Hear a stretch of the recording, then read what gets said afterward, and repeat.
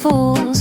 Got that fire inside, we're rising up to shine. This is our time, yeah, we're feeling so divine. Oh, we're thriving, we'll be thriving, bold and free.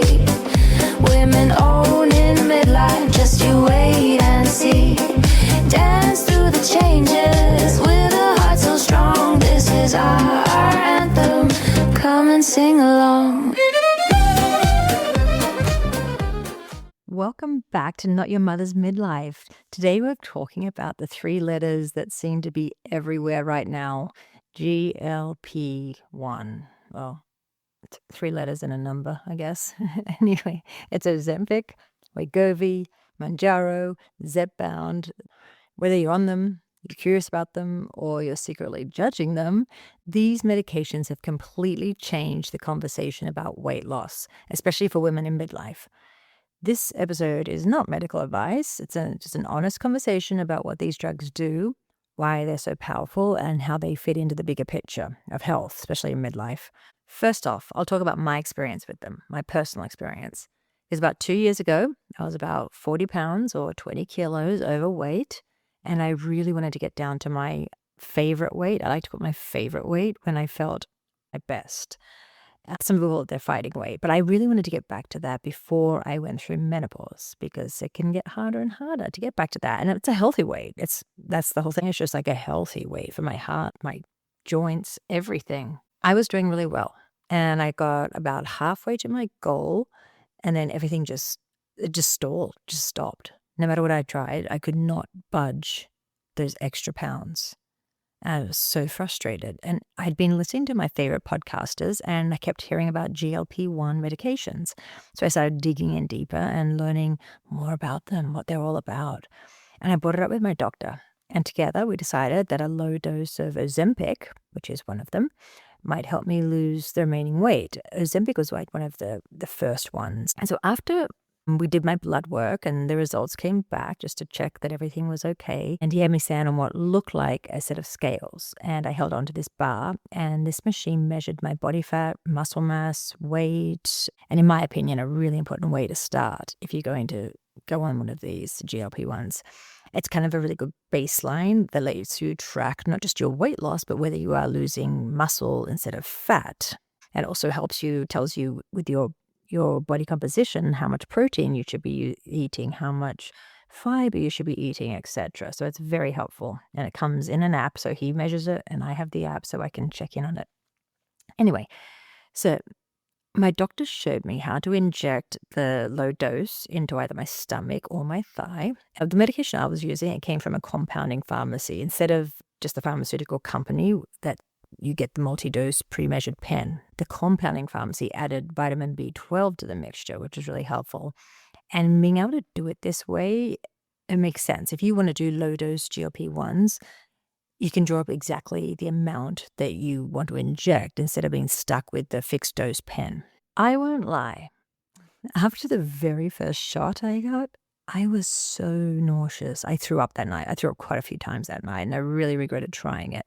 So in the morning, I called my doctor, and he told me that I was just probably really sensitive to it and that we would cut the dose in half at the next visit. So that's what we did. We went with the lowest dose. The first big change that I noticed was that I was never really hungry, and I actually had to remember to eat. I also didn't have much energy. I remember that, and I didn't really feel like working out, but the weight was starting to come off steadily, and so I was like happy. And so I turned up at my next checkup, and not so good. When I got back on that body composition scale, we saw that I was actually losing muscle faster than fat, which is not what you want to do at all. So I increased my protein intake. I shifted my workouts, and I just started doing much more muscle building and less high-intensity cardio. And the loss of weight just continued more steadily, but at a safer pace of losing fat rather than muscle. And that's why that machine was so good, because you can monitor that, whereas I would have just kept losing muscle. But anyway, let's go forward, and now I am down to the same weight that I was in my 30s. And once I hit my goal, I started spacing out the shots. First, it just started doing it every other week, and then every third week, and so on, because I wanted to give my body time to readjust, because I was really nervous about that rebound weight gain that you hear about. And I just wanted my body to slowly get back. For anyone curious, my shots cost about $75 a week. So I just go in there and they would draw the amount and I would inject myself and then leave. If my experience has you curious, keep listening, as next we're going to talk about these peptides and actually how they work in your body. And in the show notes, I'll link one of my favorite educators on this topic, Dr. Tyna, has many excellent episodes on GLP-1s and how to use them wisely. First, GLP-1 medications. What are they? Well, they are drugs that mimic a natural hormone in your body called glucagon-like peptide 1. And this hormone is released from your gut after you eat, and it talks to your pancreas, your stomach, and your brain. In medical language, these drugs are called GLP-1 receptor agonists, which just means they activate the same receptors that your natural GLP-1 hormone would. They were originally developed to help manage type 2 diabetes. I think we all know that. But doctors started noticing that these patients were also losing weight on them. So that's when it shifted into more of a weight loss medication. Let's talk about blood sugar, because that's the big part of this story. When you eat, your blood sugar rises. GLP-1 medications help your pancreas release more insulin, but only when your blood sugar is actually elevated. At the same time, they lower levels of another hormone called glucagon, which is a hormone that normally raises blood sugar. The result is smoother, more stable blood sugar levels instead of big spikes and crashes. For many people, that alone can reduce cravings that drive you into overeating. Now let's talk about appetite, because this is where most people really feel a difference. They act on areas of the brain that control hunger and how satisfied you feel after eating. And many people on these medications notice that food just isn't on their mind as much. They don't feel as driven to snack, and their usual cravings are quieter. I hear a lot of people call it food noise nowadays, so I guess that's it. Like your food noise, your cravings are dampened down. Another big effect is they slow down how quickly your stomach empties food into your intestines. This is called delayed gastric emptying. When food stays in your stomach longer, a couple of things happen. First, you feel physically fuller for a longer period of time after eating. And second, your blood sugar rises more gently because the carbs in your meal hit your system more slowly instead of all at once. When you put all that together, it often leads to eating fewer calories over the day without feeling like every meal is a willpower battle. And over time, that consistent shift is what drives weight loss for many people. It is really important to remember that these medications are powerful tools, but they're not magic. It's not a quick fix or a crash diet. They work best when they're layered on top of solid basics. Things like eating enough protein and fiber, choosing minimally processed foods, moving your body regularly, doing some kind of strength or resistance training, and getting good sleep. Without those foundations, this medicine can still help, but it can't completely outrun an unhealthy routine forever. And if someone stops the drug without a plan for food, movement, lifestyle, weight gain is going to be very common. So you need to get set up with good fitness programs, supplements, and smart nutrition. Side effects. You heard me mention nausea and vomiting earlier. A lot of people notice things like this. Nausea, vomiting, diarrhea, constipation, and just a general off feeling in their stomach, especially when they first start on the medication or when they increase the dose.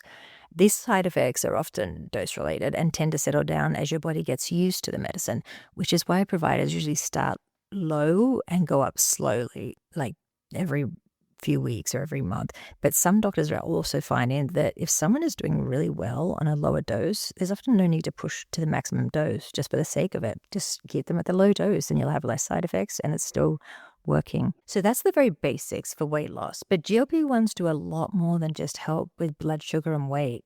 Researchers have been finding that they also seem to calm inflammation in the body, dialing down inflammatory signals in places like your blood vessels, your gut, your lungs, and even your brain. And they may even help slow scarring in organs like the liver and even treating obstructive sleep apnea. People with obesity and sleep apnea often have chronic low-grade inflammation, which can cause swelling in the upper airway and make breathing interruptions worse at night. And GLP-1 drugs lower inflammation, which may reduce airway swelling and improve oxygen levels and sleep quality beyond weight loss alone. They may also act on brain regions that help regulate breathing rhythm, potentially stabilizing breathing patterns during sleep. Tirzepatide, also known as Zepbound, is now FDA approved specifically for adults with moderate to severe obstructive sleep apnea and obesity. It sounds like a commercial with evidence that can significantly reduce and improve symptoms over about a year of treatment. Behind the scenes, early studies are exploring whether they might also help with fatty liver disease, chronic kidney disease, and some forms of heart failure and conditions like polycystic ovary syndrome. But when it comes to brain health, studies have noticed something interesting. People taking GLP-1 meds seem to develop dementia less often. In some analysis, up to about 70% lower risk. The theories are that these medicines may reduce inflammation in the brain, improve how brain cells respond to insulin, and increase blood flow and support the survival and growth of nerve cells, all of which could matter for conditions like Alzheimer's and other age-related brain diseases. Very interesting. There's also a growing excitement about GLP-1s and the way the brain handles pain and reward. They might help with things like diabetic nerve pain, migraines, yes please, I suffer from them, chronic pain, and even alcohol addiction. But this is still very much in the early stage of research zone. The idea that these drugs may be working on several fronts at once, cutting inflammation, directly protecting neurons, and tweaking dopamine-driven reward circuits is so interesting. So that's a lot of information, and if this conversation has piqued your curiosity even more, then check out the show notes where I've included a link for more in-depth episodes with Dr. Tyna, because she's a wealth of knowledge and so interesting on many other things other than GLP-1s, but that's something that she's really researched and done the homework on. So thanks for listening. Drop your thoughts or ideas for future episodes to me. I'd love to hear from you. Subscribe to the podcast and my YouTube channel so you never miss an episode. Leave a 5-star review, please. That helps others find me easier. I'd really appreciate it. And until next week, I am Johanna, and this is Not Your Mother's Midlife. Bye-bye.